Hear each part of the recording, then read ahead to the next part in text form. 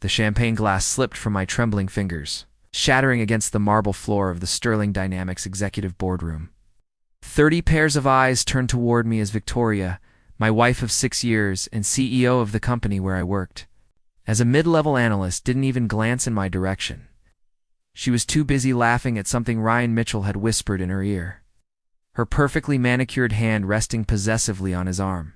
Before we jump back in, tell us where you're tuning in from, and if this story touches you, make sure you're subscribed, because tomorrow I've saved something extra special for you. Michael, clean that up, she commanded without looking at me, her voice carrying the same tone she'd used with the janitor. The executives around the conference table shifted uncomfortably, but nobody said a word. They'd all witnessed these moments before. Next time, try not to embarrass yourself at important meetings. Ryan smirked at me, his expensive cologne wafting across the room as he leaned closer to Victoria. "Maybe we should get you some plastic cups, buddy," he said, his voice dripping with condescension. "Wouldn't want any more accidents." As I knelt on the cold floor, picking up glass shards with my bare hands, I caught my reflection in one of the larger pieces. 6 years ago, I thought I was the luckiest man alive when Victoria Sterling agreed to marry me. Fresh out of college, working 2 jobs to pay off student loans, I was nobody special. But somehow, this brilliant, beautiful CEO had chosen me, or so I believed. The morning had started like any other in the Chen household. I woke up at 5:30, made Victoria's perfectly timed espresso, and laid out her custom-tailored suit, while she remained buried under Egyptian cotton sheets that cost more than my monthly salary. At the time she emerged from our master bathroom, looking like she'd stepped off a magazine cover. Breakfast was waiting, steel-cut oats with organic berries exactly how she liked them. "The Morrison account presentation is today," she said, not bothering to look up from her phone as she spoke. "Make sure you don't say anything stupid during the client meeting. Ryan will be leading the discussion." Swallowed the bitter taste in my mouth, along with my coffee. 6 months ago, the Morrison account had been my project.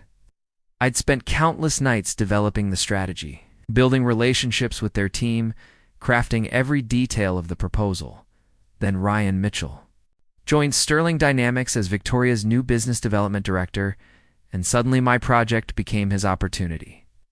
"Victoria, I know that account better than anyone," I said quietly, trying to keep the frustration out of my voice. "I built those relationships from scratch." She finally looked at me, her green eyes cold as winter frost. "Michael, Ryan has "An MBA from Wharton and 5 years at Goldman Sachs? What do you have? A communications degree from a state school and 6 years of mediocrity?" She stood up, smoothing down her pencil skirt. "Sometimes I wonder what I was thinking when I married you." The words hit me like physical blows, but I'd learned to absorb them without flinching. This was our routine now, Victoria would remind me how fortunate I was to be married to someone so far above my station. And I would nod and smile and pretend it didn't slowly kill me inside. At Sterling Dynamics, the hierarchy was crystal clear. Victoria ruled from her corner office on the 40th floor, surrounded by floor-to-ceiling windows that offered panoramic views of Elliott Bay. Ryan had quickly ascended to the 38th floor, his office strategically positioned just close enough to Victoria's to facilitate their increasingly frequent private meetings. I remained on the 22nd floor, in a cubicle barely large enough for my desk and a single filing cabinet. Amanda Torres, my assistant, and one of the few people who still treated me with respect, knocked on my cubicle wall around 10 that morning. "Michael, they moved the Morrison presentation to the main conference room," she said, her voice careful and measured. "Ryan requested you handle the technical setup." Technical setup. I'd gone from lead strategist to audiovisual technician in 6 months, but I nodded and smiled, because that's what I did, of course. Thanks, Amanda. The main conference room on the 39th floor was Sterling Dynamics' crown jewel, with its imported Italian marble table and state-of-the-art presentation technology. I spent an hour testing every connection, adjusting every screen angle, making sure everything would be perfect for Ryan's moment in the spotlight. My moment in the spotlight? When the Morrison executives arrived, led by their CEO Margaret Morrison, I recognized the surprise in their eyes. They'd been expecting me to lead the presentation, just as we'd discussed during months of relationship building, calls and dinners. Michael. Margaret approached me with a warm smile. I'm so excited to see what you've put together for us. Your preliminary concepts were absolutely brilliant. Before I could respond, Ryan appeared at my shoulder, his presence commanding and confident. Mrs. Morrison, I'm Ryan Mitchell, Director of Business Development. I'll be walking you through our comprehensive strategy today, extended his hand with practiced charm. Michael here has been helping with some of the groundwork. The dismissal was smooth, professional, and devastating. I watched Margaret's confusion as Ryan guided her toward the conference table, his hand on her elbow in the same proprietary way he touched my wife. Victoria entered the room like she owned it, which technically she did. Her presence filled the space, commanding attention from everyone present. She wore confidence like her designer suit, tailored perfectly to her frame. When she smiled at the Morrison team, I could see why she'd built Sterling Dynamics into one of Seattle's fastest-growing tech companies. "Welcome to Sterling Dynamics," she said, her voice warm and engaging in a way it never was when she spoke to me. "We're thrilled about the opportunity to partner with Morrison Industries."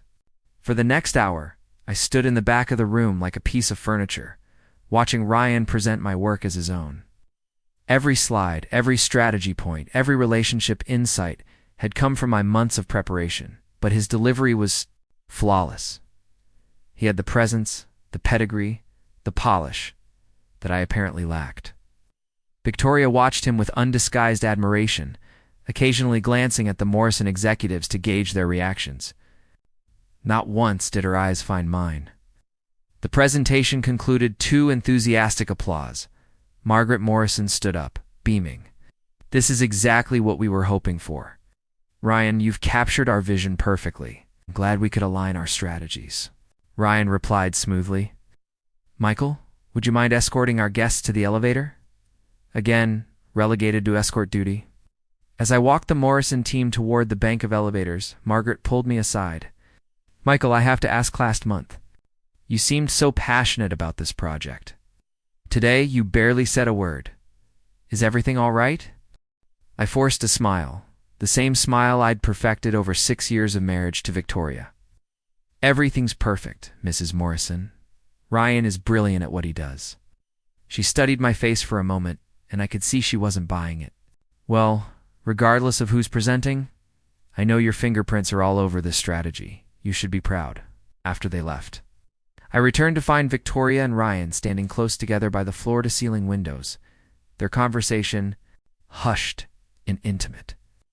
They didn't notice me at first, too absorbed in whatever they were discussing. Victoria's laugh, light and musical, was a sound I hadn't heard directed at me in months. "The Morrison deal could be worth $12 million over 3 years, Ryan was saying, his voice low and confidential. "With numbers like that, I think I deserve more than just a director title." Victoria's response was a purr. "Patience, Ryan. Good things come to those who wait." When they finally noticed me standing there, Victoria's expression shifted to mild annoyance, as if I'd interrupted something important. "Michael, don't you have work to do?" It was then, standing in that marble and glass temple to corporate success, watching my wife of 6 years look at another man the way she'd once looked at me, that I realized the truth I'd been avoiding for months. Victoria Sterling hadn't married me because she loved me. She'd married me because I was safe, controllable, and utterly devoted to her success. But what she didn't know, what none of them knew, was that my quiet compliance masked something else. Entirely something that would soon change everything. That afternoon, as I sat in my cramped cubicle, pretending to work on spreadsheets while replaying the morning's humiliations, my phone rang. The caller ID showed a number I didn't recognize, but something about it seemed familiar. "Michael Chen." The voice was elderly, distinguished, tinged with an accent I couldn't quite place. Speaking, "My name is James Harrison. I'm an attorney with Harrison and Associates. I believe it's time we had a conversation about your inheritance." Inheritance. The word echoed in my mind as I stared at the phone long after James Harrison had hung up. We'd agreed to meet the following evening at his law office in Pioneer Square, but he'd been maddeningly vague about the details. Then that it concerned my late grandfather, a man I'd never known existed. My parents had always been secretive about our family history. Whenever I'd asked about grandparents or extended family, they'd change the subject or give vague answers about people who'd died before I was born. I'd grown up believing the Chen family tree was remarkably small, just the three of us making our way through life with modest means and simple dreams. That evening, Victoria came home later than usual, her cheeks flushed and her eyes bright. With excitement, she barely acknowledged my presence as she swept through our Medina mansion, a sprawling waterfront property that her family had purchased as a wedding gift. Everything in the house reflected her taste, her success, her world. I was merely a tenant in my own home. "The Morrison deal is practically closed," she announced, pouring herself a glass of wine from a bottle that cost more than most people's weekly groceries. Preparing and narrating this story took us a lot of time, so if you are enjoying it, subscribe to our channel. It means a lot to us. Now back to the story. Ryan handled the follow-up call brilliantly. They're already talking about expanding the contract scope. I continued chopping vegetables for dinner, a task that had somehow become my responsibility, despite both of us working full-time jobs. "That's great news," I said, keeping my voice neutral. Victoria settled onto one of the leather bar stools at our kitchen island, watching me work with the detached interest of someone observing a servant. Margaret Morrison specifically mentioned how impressed she was with Ryan's presentation. Said he had exactly the kind of vision they were looking for. The knife in my hand paused mid-chop. Did she mention anything about the preliminary work? The relationship building? "Michael, please." Victoria's laugh was sharp, dismissive.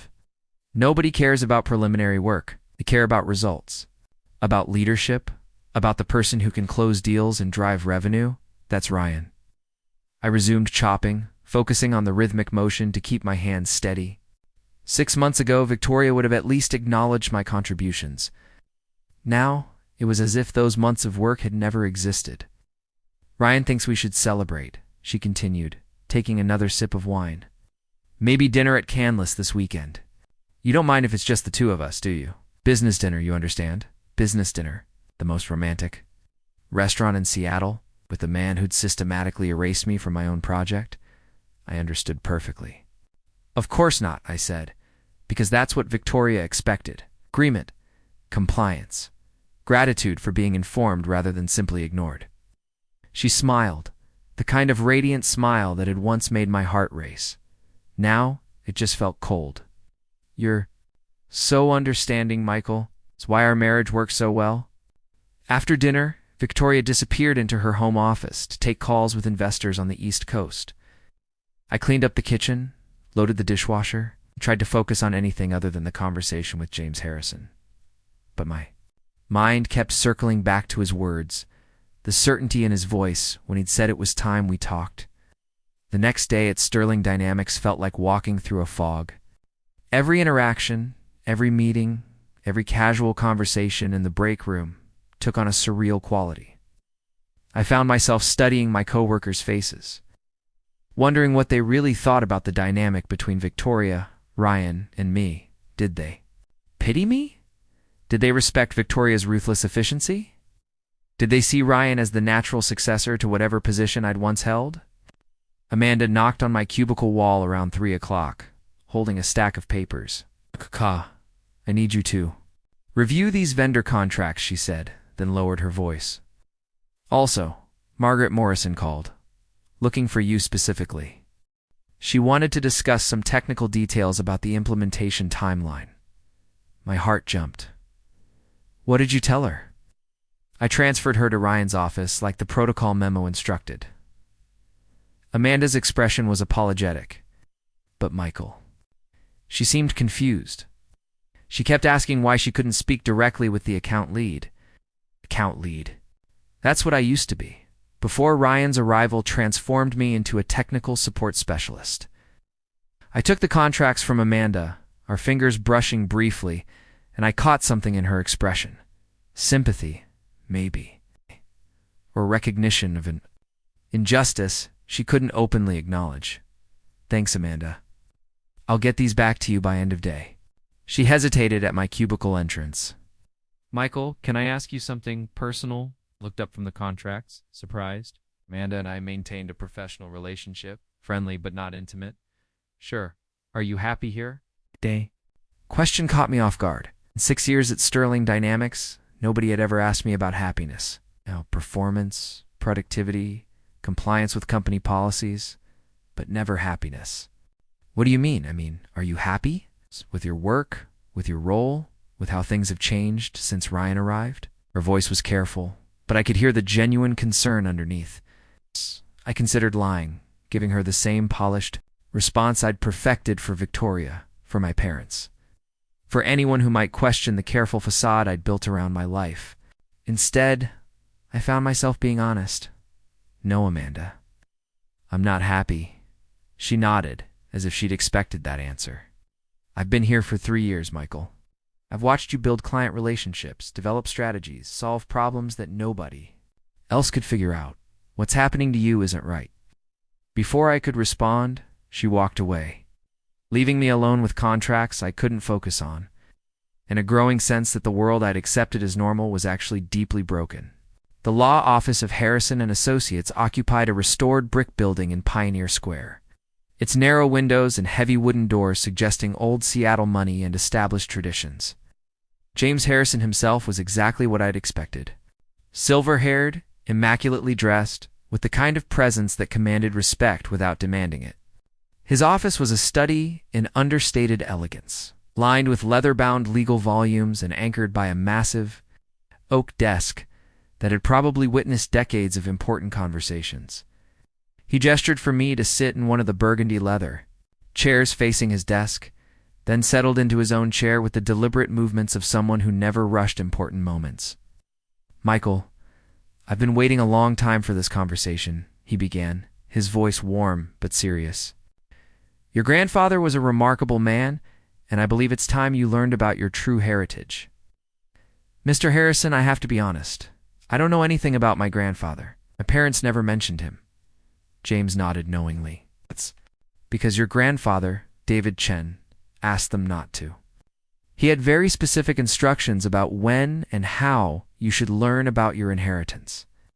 He opened a thick manila folder on his desk, revealing documents, photographs, and what appeared to be financial statements. The top photograph showed a distinguished Asian man in his 70s, standing in front of a modern office building with a sign I couldn't quite read from my position. Your grandfather founded Phoenix Industries in 1987, James continued. Started with a small software consulting firm and built it into one of the Pacific Northwest's most successful technology companies. When he died 2 years ago, the company was valued at over $400 million. $400 million. The number seemed impossible, abstract, like something from a news article about other people's lives. I don't understand. If he was successful, why didn't I know about him? James leaned back in his chair, his expression thoughtful. Your grandfather was a complicated man, Michael. Michael, brilliant. Driven, but also deeply private. When your father chose to pursue a different path, to live a simpler life, David respected that choice. But he never stopped caring about his family's future. He slid the photograph across the desk to me. Up close, I could see the family resemblance in the man's eyes, the shape of his jaw, even the way he held his shoulders. But more than that, I could see something familiar in his expression, a kind of quiet determination that reminded me of my own reflection on the rare occasions when I'd allowed myself to imagine a different life. Phoenix Industries competes directly with Sterling Dynamics, James continued, his words carefully measured. In fact, they've been quietly outperforming your wife's company in several key market sectors. The implications hit me like cold water.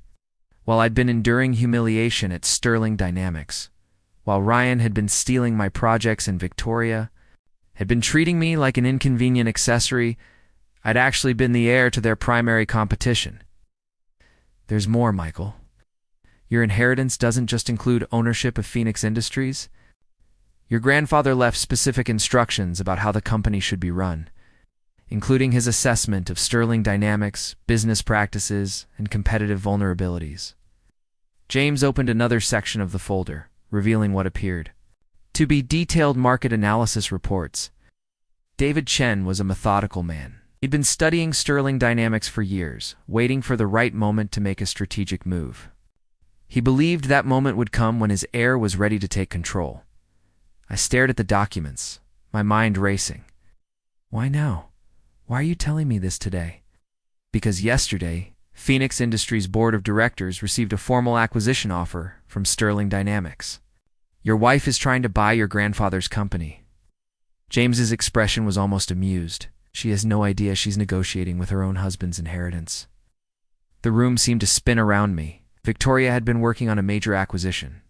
Something she'd mentioned in passing but never detailed. She'd described it as a strategic expansion that would cement Sterling Dynamics' position in the regional market. What she hadn't mentioned was that she was trying to buy the company I was apparently destined to inherit. Mr. Harrison, I need to ask you something directly. Is Phoenix Industries financially sound? Is this real or is it some kind of mistake? He smiled, the first genuine warmth I'd seen since entering his office.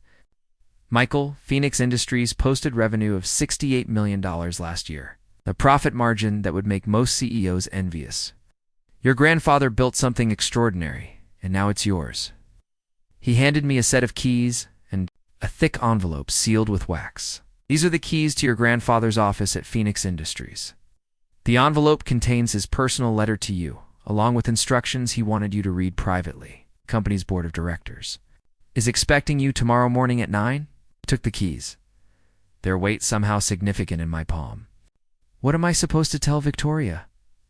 My parents? Is everyone at Sterling Dynamics? That, Michael, is entirely up to you. But I will say this. Your grandfather spent 2 years preparing for this transition. He knew exactly what kind of man you were, what kind of challenges you'd been facing, and what kind of strength you'd need to succeed him. Walking back to my car in the early evening light, I felt like I was moving through a dream. The keys to Phoenix Industries were in my pocket, along with James Harrison's business card and a folder containing more information than I could process.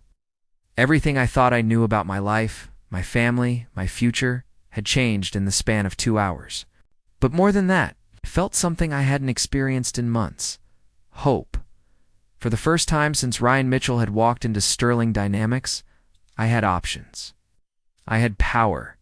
I had a secret that would change everything. Miss Victoria was waiting. When I got home, her expression curious. You're later than usual. Everything all right?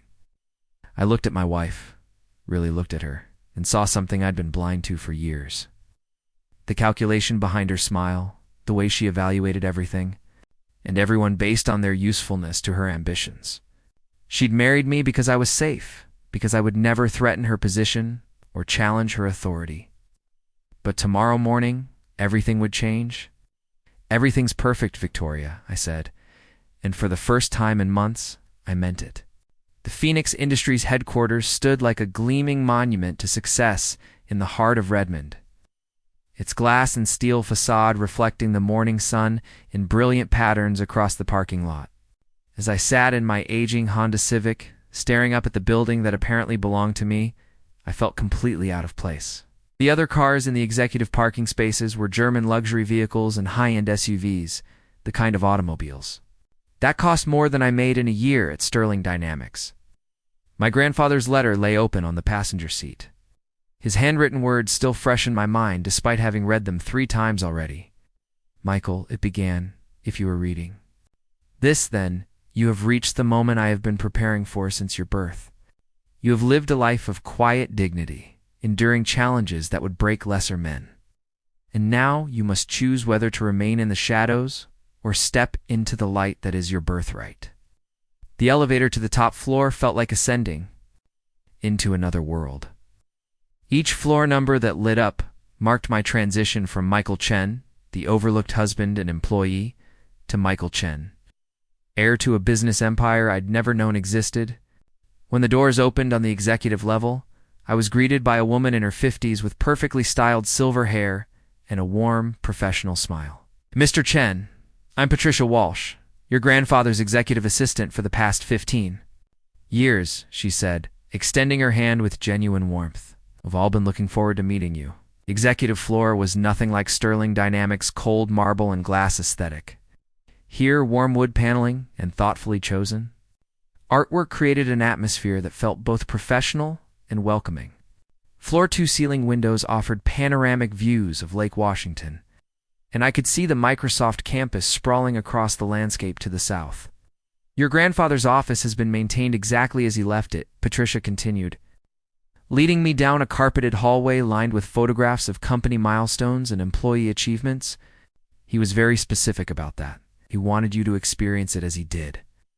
The office door bore a simple brass nameplate. David Chen, founder and CEO. Patricia used a key to unlock it, then stepped back to let me enter first.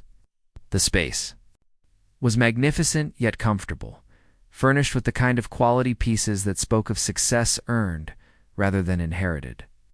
A massive oak desk dominated one end of the room, while a comfortable seating area with leather chairs and a coffee table occupied the space near the windows. But it was the walls that truly told the story. Photographs chronicled Phoenix Industries' growth from a small startup to a major player in the tech industry. Awards and recognitions filled one entire wall. But what caught my attention were the personal photographs scattered throughout, pictures of my father as a young man, graduation photos I'd never seen, and in the place of honor behind the desk, a framed photograph of me receiving my college diploma. "He was very proud of you," Patricia said quietly, noticing my focus on the graduation photo. "He had updates on your life, your career, your marriage. He knew more about you than you might imagine." I moved to the desk, running my fingers across its polished surface. In the center sat a leather portfolio with my name embossed in gold lettering. Inside were documents that would change my life forever. Stock certificates, board resolutions, and a detailed transition plan that my grandfather had spent years developing. "A board meeting is in 30 minutes, Patricia informed me. "Are the people who helped your grandfather build Phoenix Industries? They're good people, Michael, and they're ready to support you." The boardroom was elegant but not ostentatious, designed for serious business rather than intimidation. 12 people were seated around a polished conference table, and as I entered, they all stood in a gesture of respect that I'd never experienced at Sterling Dynamics. Patricia introduced me to each board member, and I was struck by their genuine warmth and obvious competence. "Michael, we've been waiting for this day for 2 years," said Dr. Sarah Kim, the Chief Technology Officer. "Your grandfather talked about you constantly. He believed you had the character and intelligence to lead Phoenix Industries into its next phase of growth." Thomas Rodriguez, the Chief Financial Officer, opened a presentation folder. "Before we discuss your transition into leadership, I think you should understand the full scope of what you've inherited." He activated a wall-mounted display that showed Phoenix Industries' financial performance over the past 5 years. The numbers were staggering. Consistent growth, healthy profit margins, and a market position that was stronger than I dared imagine. "We currently employ over 800 people across 3 divisions," Thomas continued. How? ARM creates enterprise solutions for Fortune 500 companies. Our consulting division provides strategic technology guidance to smaller businesses. And our newest division, launched just last year, develops artificial intelligence applications for healthcare systems. Dr. Kim leaned forward, her expression serious but encouraging. "Michael, Phoenix Industries isn't just successful. We're innovating in ways that our competitors, including Sterling Dynamics, haven't even begun to explore. Your grandfather positioned us to dominate several emerging markets over the next decade." The mention of Sterling Dynamics sent a jolt through me. "How much do you know about Sterling Dynamics' current operations?" The board members exchanged glances, and I could see they'd been expecting this question. Margaret Foster, the head of business development, spoke first. "We know. They've been struggling with client retention in their core markets. We also know they've been attempting to acquire smaller companies to inflate their revenue numbers rather than developing organic growth. Including their recent acquisition offer for Phoenix Industries," Thomas added, "an offer that significantly undervalues our company and demonstrates a fundamental misunderstanding of our market position." My mind raced as the implications became clear. Victoria had been so confident about the Phoenix Industries acquisition, so certain it would cement Sterling Dynamics' dominance. She had no idea she was negotiating with a company that was actually outperforming hers in almost every meaningful metric. What was my grandfather's opinion of Sterling Dynamics business practices, I asked. Dr. Kim smiled grimly, called them parasitic. They've built their reputation on acquiring innovative smaller companies and then gutting their research and development departments to maximize short-term profits. It's not sustainable, and it's certainly not ethical. Margaret opened another folder, revealing detailed competitive analysis reports. Your grandfather had been tracking Sterling Dynamics' weaknesses for years. He believed that, with the right strategy, Phoenix Industries could capture a significant portion of their market share within 18 months. As the meeting progressed, I began to understand the true scope of my inheritance. This wasn't just a successful company. It was a precisely engineered weapon aimed at the heart of my wife's business empire. My grandfather hadn't just left me money and property. He'd left me the tools to completely transform the power dynamic that had defined my adult life. There's something else you should know, Patricia said, as the formal meeting concluded. Your grandfather left specific instructions about maintaining your anonymity during the transition period. The public announcement of your leadership won't be made until you decide you're ready. This meant I could return to Sterling Dynamics, continue my role as the overlooked husband and employee, while secretly controlling a company that could destroy Victoria's business at any moment. The irony was so perfect it felt like fiction. That afternoon, I sat in my cramped cubicle at Sterling Dynamics, staring at the same spreadsheets and vendor contracts that had defined my professional existence for years. But everything felt different now. The whispered conversations between Victoria and Ryan, the casual dismissal of my contributions, the assumption that I would always be grateful for whatever scraps of recognition they chose to offer me, all of it seemed almost comically insignificant. Amanda approached my cubicle with another stack of documents, but this time her expression was different. Michael, I heard something interesting from a friend who works in accounting, she said, keeping her voice low. Sterling Dynamics is apparently pursuing a major acquisition, something that's supposed to save the company's quarterly numbers. I looked up from my computer, feigning mild interest. Really? Any idea what company? Some tech firm called Phoenix Industries? But here's the weird part. My friend says the numbers don't add up. The acquisition cost seems way too low. For a company of that size, Amanda paused, studying my face. You've been in the industry longer than I have. Does that sound suspicious to you?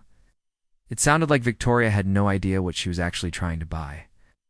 Companies sometimes accept lower offers for strategic reasons, I said carefully. Maybe Phoenix Industries sees value in becoming part of a larger organization? Amanda nodded. But I could tell she wasn't entirely convinced. Whoever owns Phoenix Industries, they're about to become very rich.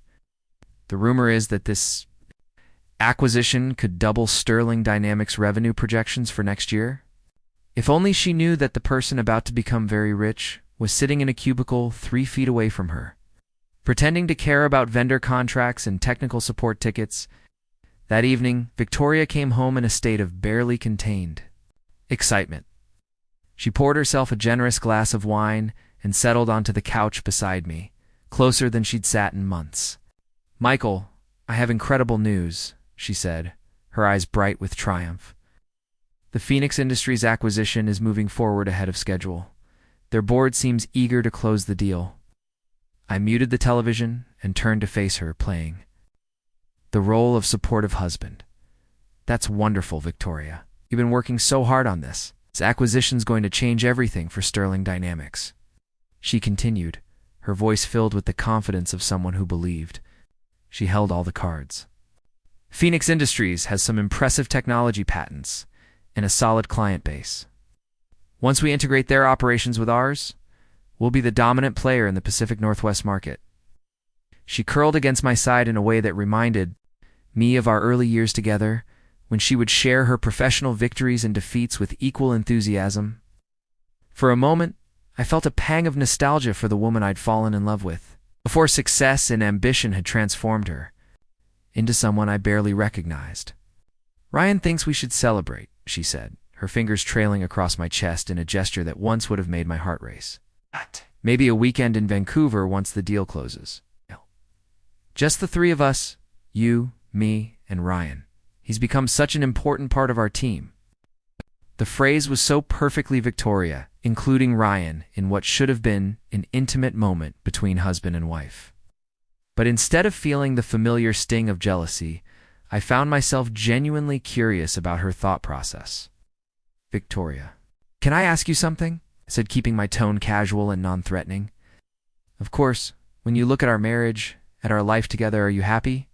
She pulled back slightly, studying my face with the analytical expression she used when evaluating business proposals. "What kind of question is that? An honest one. I'm just wondering if this is the life you imagined when we got married." For a moment, her mask slipped, and I saw something vulnerable in her expression.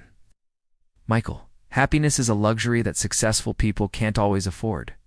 I have responsibilities to the company, to our employees, to the investors who trust me with their money. Personal happiness is secondary to those obligations."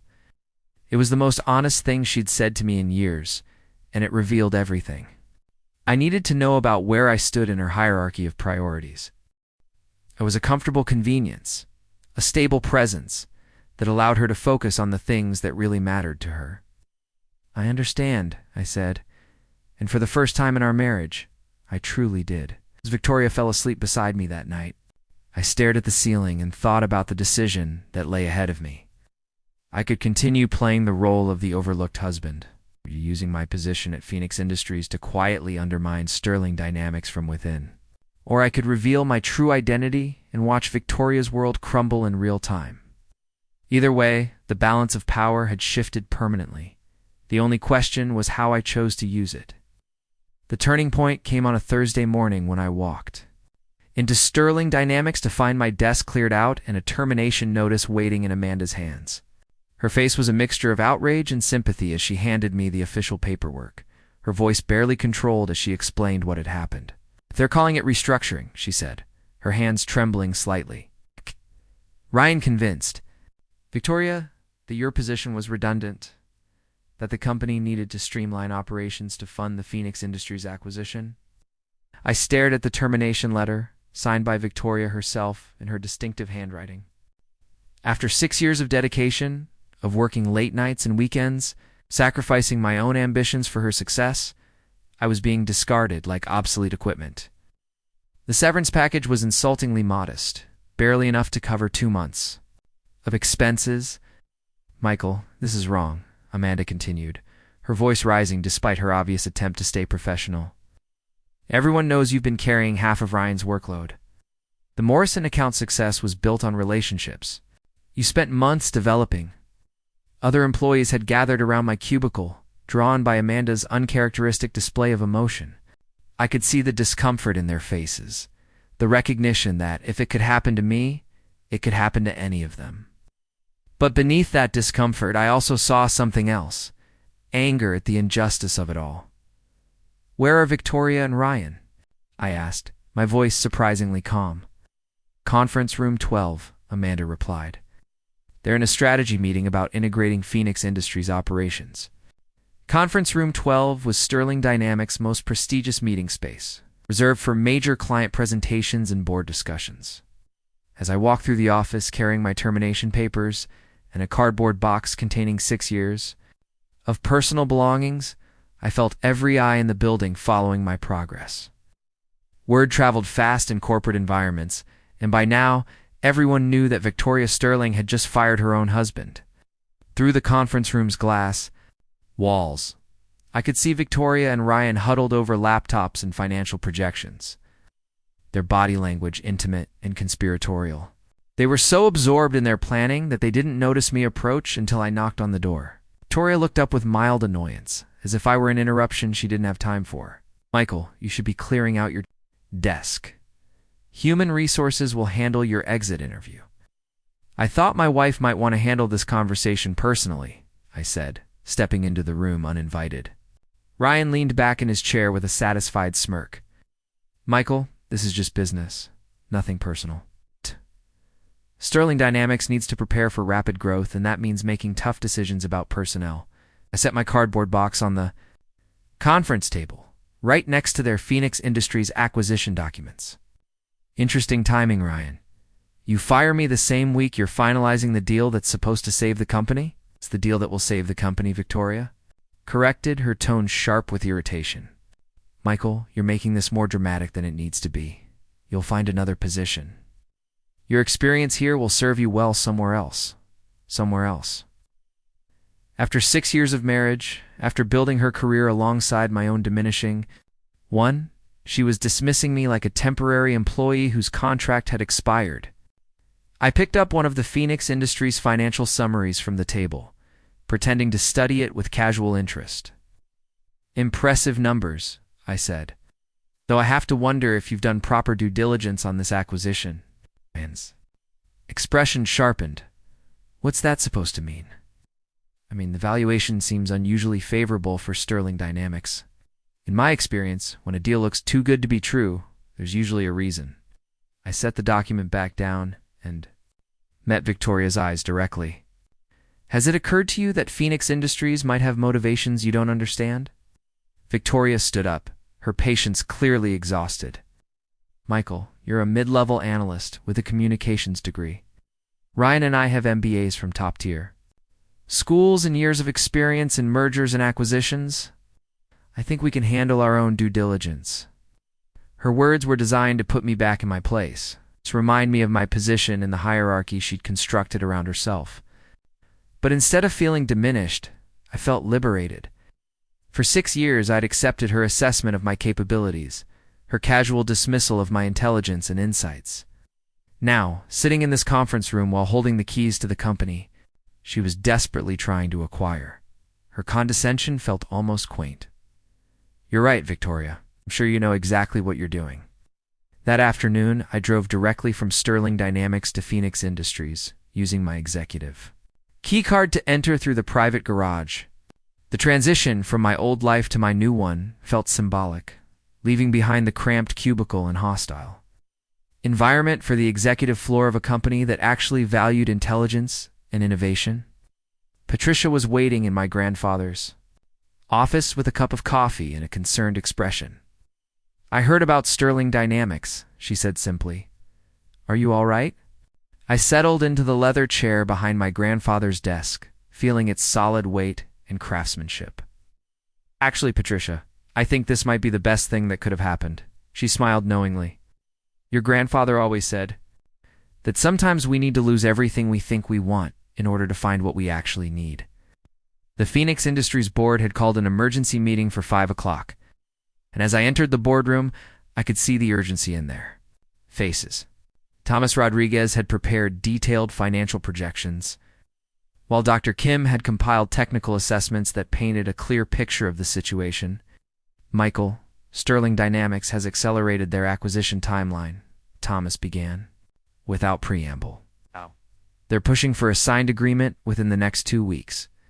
Their desperation is becoming obvious. Margaret Foster opened her laptop and projected Sterling Dynamics' recent quarterly reports onto the room's main screen. Their numbers look impressive on the surface, but dig deeper and you can see the structural problems. Client retention is down 18% year over year. Their major contracts are all short-term arrangements that could disappear quickly. The Phoenix Industries acquisition isn't just a growth strategy for them, it's a survival mechanism. I studied the data, seeing patterns that my years at Sterling Dynamics had trained me to recognize. They're betting everything on this deal, I realized. If they can integrate our client base and technology patents, they can present a much stronger profile to investors and potential buyers. Exactly, Dr. Kim confirmed. But here's what they don't understand. Our value isn't just in our current assets. It's in our research and development pipeline, our company culture, and our long-term strategic vision. None of those things can be successfully integrated into Sterling Dynamics' corporate structure. Thomas leaned forward, his expression serious.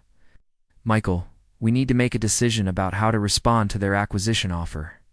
We can continue negotiating. We can reject it outright, or we can make a counteroffer that would essentially reverse the transaction. What do you mean, reverse the transaction? Margaret smiled grimly. Phoenix Industries is in a strong enough financial position to acquire Sterling Dynamics instead of the other way around. Their stock price is inflated based on projected growth that depends entirely on acquiring us. If we withdraw from the deal and simultaneously announce our own expansion plans, their valuation would collapse overnight. The implications were staggering. Not only could I refuse to sell my grandfather's company to my wife, I could actually buy her company instead. The perfect reversal of every power dynamic that had defined our relationship. What would that mean for Sterling Dynamics employees? I asked, thinking of Amanda and the other people who'd been caught in the crossfire of corporate politics. We'd retain key personnel based on merit and performance rather than politics, Dr. Kim replied. The people who've been marginalized at Sterling Dynamics would find opportunities for advancement. The people who've succeeded through manipulation, rather than competence, would be encouraged to find positions elsewhere. That evening, I returned to the Medina mansion to find Victoria in a state of manic excitement. She was on the phone with what sounded like investors, pacing back and forth across our living room while gesturing emphatically with her free hand. The Phoenix Industries integration is proceeding ahead of schedule, she was saying. We expect to see immediate revenue impact in the next quarter, with full synergy benefits realized within 18 months. She ended the call and turned to me with a brilliant smile, apparently having forgotten about the awkwardness of firing me earlier that day. Michael, this is incredible. Phoenix Industries board is so eager to close this deal that they're willing to expedite the entire process. Ryan thinks we might be able to announce the acquisition by next week.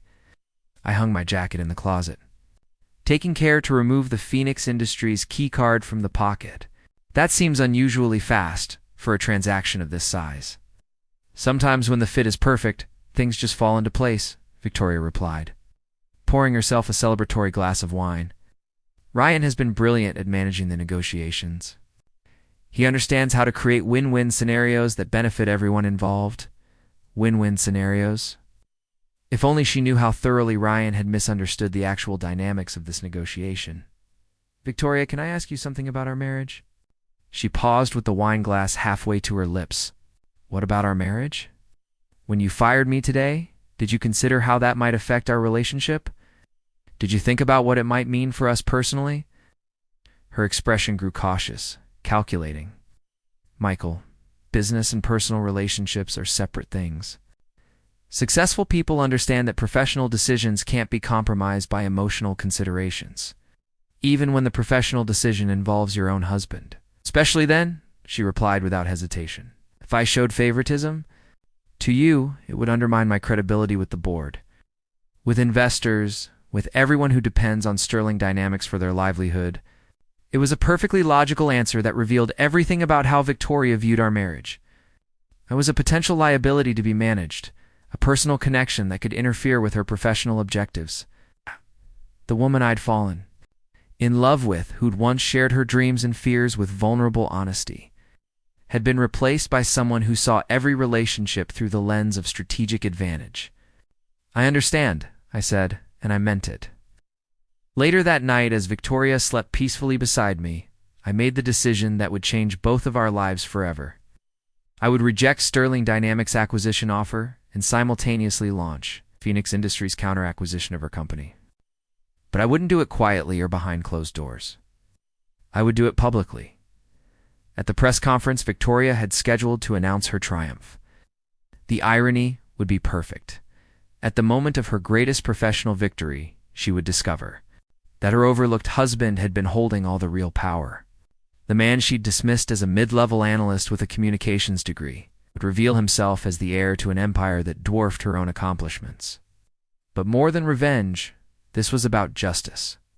For Amanda and the other employees who'd been marginalized by Ryan's political maneuvering, for the clients whose relationships had been exploited and discarded, for everyone who'd ever been underestimated by people who mistook ambition for wisdom. As I drifted off to sleep, I thought about my grandfather's letter and his words about choosing between the shadows and the light. For 30 years, I'd lived in other people's shadows, accepting their assessment of my worth and capabilities.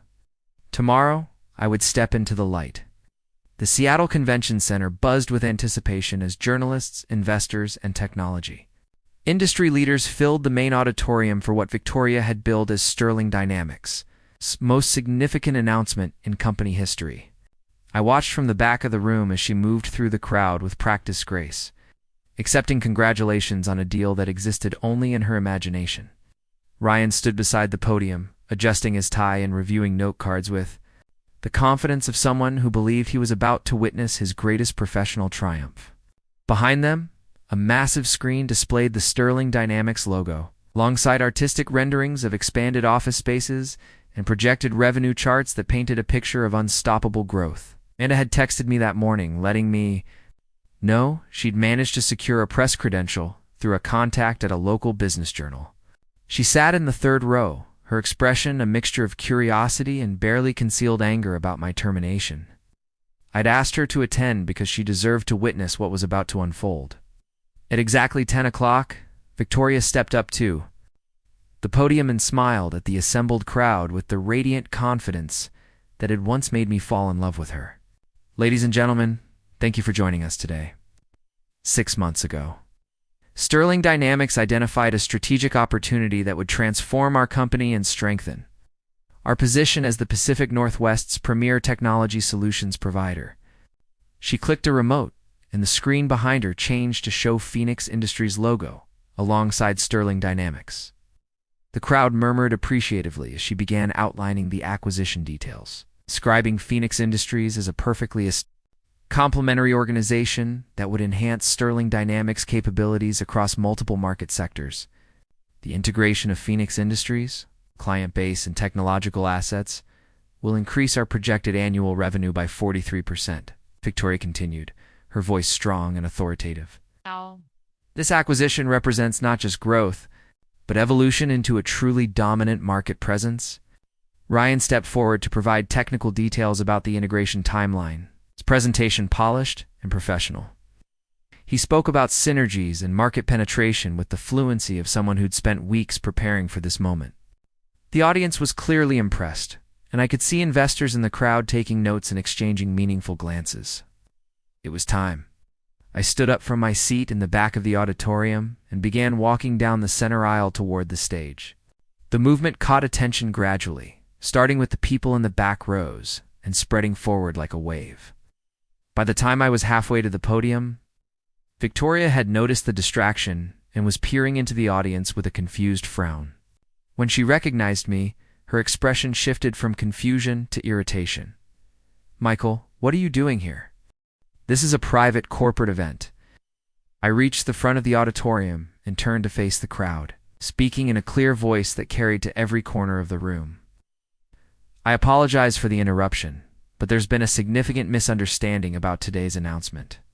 The journalists in attendance perked up immediately, sensing an unexpected story development. Cameras began turning in my direction as I pulled out my phone and connected it to the auditorium's presentation system using credentials. Patricia had prepared for exactly this moment. "Ladies and gentlemen, my name is Michael Chen, and I am the owner and CEO of Phoenix Industries." The declaration hit the room like a physical force. Victoria's face went completely white, while Ryan stumbled backward as if I'd struck him. The murmur from the crowd grew into excited conversation as the implications began to sink in. "There will be no acquisition of Phoenix Industries by Sterling Dynamics," I continued, my voice steady despite the adrenaline coursing through my system. "However, I would like to announce Phoenix Industries' acquisition of Sterling Dynamics, effective immediately." The screen behind me changed to display Phoenix Industries' actual financial statements, revealing revenue and profit margins that dwarfed Sterling Dynamics' numbers. The contrast was stark and undeniable, painting a clear picture of which company was actually in a position of strength. Victoria found her voice, though it came out as barely more than a whisper. "That's impossible. You're nobody. You don't have the resources or connections to acquire anything." I smiled at her with genuine warmth, the first authentic emotion I'd felt toward her in months. "Victoria, meet your new board of directors." The side doors of the auditorium opened, and the Phoenix Industries board members entered in a coordinated procession. Dr. Kim, Thomas Rodriguez, Margaret Foster, and the others took seats in the front row, their presence commanding immediate respect from the assembled crowd. Thomas stood and addressed the audience directly. "Phoenix Industries has been operating profitably in the Pacific Northwest technology sector for over 30 years. Our due diligence review of Sterling Dynamics revealed a company with significant structural challenges and an unsustainable business model based on acquisitive growth rather than organic innovation. Dr. Kim rose next, her voice clear and authoritative. We are prepared to offer employment to Sterling Dynamics personnel based on merit and performance. However, we will be implementing immediate changes to company culture and strategic direction. The journalists were frantically taking notes and recording video, recognizing that they were witnessing something unprecedented. Ryan tried to speak, but his voice cracked and no coherent words emerged. Victoria gripped the podium as if it were the only thing keeping her upright. "This is fraud," she managed to say. "Michael doesn't have the authority to make these claims. He's my husband, for God's sake. He works in technical support." I pulled out the inheritance documents James Harrison had prepared, holding them up for the cameras. "Victoria, I was terminated from Sterling Dynamics yesterday for allegedly redundant skills. Today, I'm offering you a position as Regional Operations Manager at Phoenix Industries, reporting to Margaret Foster. The role I'd offered her was equivalent to middle management, a dramatic demotion from her current position as CEO. The insult was deliberate and precisely calculated, designed to mirror every dismissal and humiliation she'd inflicted on me over the years. Margaret stood again, addressing Victoria directly. "Ms. Sterling, Phoenix Industries values competence over politics. If you're interested in contributing to a truly innovative organization, we'd be happy to discuss your qualifications." Victoria's composure finally cracked completely. "You can't do this to me," she said, her voice rising to near hysteria. "I built Sterling Dynamics from nothing. I created jobs. I delivered value to investors. I earned everything I have. You built Sterling Dynamics by acquiring other people's innovations and claiming credit for their work," I replied calmly. "The same way Ryan has been claiming credit for projects I developed, the same way you've been planning to claim credit for Phoenix Industries' success." Ryan finally found his voice, though it came out as an angry shout. "Michael, you're going to destroy everything we've worked for. Think about the employees, the investors, the clients who depend on Sterling Dynamics." I turned to address the audience one final time. "The employees of Sterling Dynamics will be offered positions at Phoenix Industries based on their actual contributions, rather than their political connections. Our clients will receive better service from a company that invests in innovation rather than acquisition. And our investors will see returns based on sustainable growth rather than financial manipulation." Amanda was grinning broadly from her seat in the third row. I could see other Sterling Dynamics employees in the audience who looked relieved rather than concerned. They'd been living under the same system of favoritism and manipulation that had defined my experience, and they recognized an opportunity for genuine change. As security began clearing the auditorium, Victoria approached me with tears in her eyes. "Michael, we can work this out. We're married. We're supposed to be partners." I looked at the woman who'd shared my life for 6 years, seeing clearly for the first time the calculation behind every gesture and word. "Victoria, you fired your own husband to fund a deal that didn't exist. You chose your ambitions over our marriage long before today." She reached for my hand, but I stepped back. "I'll have my attorney contact you about divorce proceedings. You're welcome to apply for the position at Phoenix Industries if you think you're qualified." 6 months later, I stood in my grandfather's office, looking out over Lake Washington as Patricia reviewed Phoenix Industries' quarterly reports. The integration of Sterling Dynamics assets had proceeded smoothly, with most employees embracing the company's culture of genuine innovation and merit-based advancement. Amanda had accepted a promotion to Director of Client Relations, a position that recognized her actual capabilities rather than limiting her based on corporate politics. Ryan had found employment with a smaller firm in Portland, though his reputation for taking credit for other people's work had followed him. Victoria had declined the position we'd offered her and was currently working as a consultant for mid-sized companies seeking acquisition opportunities. My parents had eventually reached out, initially angry about the divorce, but gradually coming to understand that their son had finally found his own path to success. They still didn't fully comprehend the scope of Phoenix Industries' operations, but they no longer questioned my judgment or demanded I apologize for choices that had transformed my life. The rain was just beginning to fall outside, painting intricate patterns on the office windows. I thought about my grandfather's letter and his words about stepping into the light that was my birthright. For 30 years, I'd accepted other people's assessment of my worth. Now I was writing my own story. Up next, you've got 2 more standout stories right on your screen. If this one hit the mark, you won't want to pass these up. Just click and check them out.